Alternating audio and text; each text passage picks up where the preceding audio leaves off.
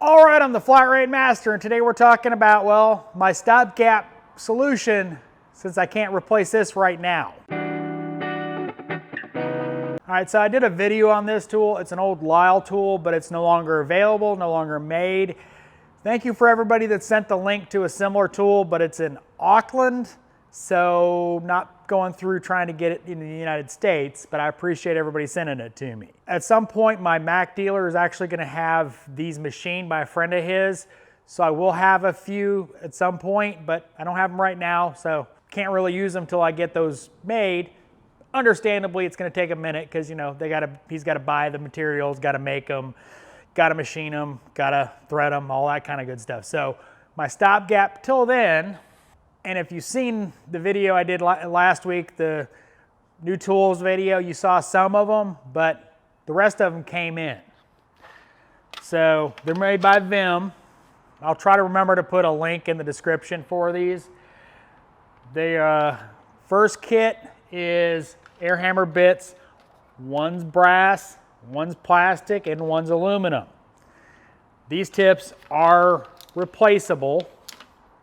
They're just held in with a roll pin, so you can get new tips. How long? We'll see.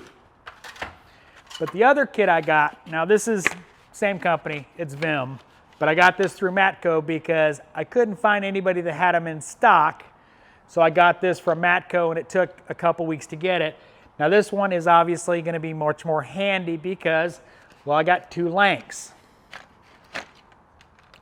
And at least one replacement brass tip. As you can see, it's already been beat up. It's already been used.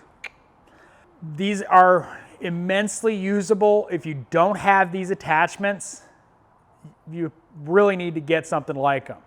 I will report back on how well they do over the long haul, but these are something that are immeasurably useful in various applications. You know, trying to knock a, stud out of a hole that you might have to reuse, Sometimes it happens. You've got to try to get something, to move that you shouldn't have to move, like a bolt.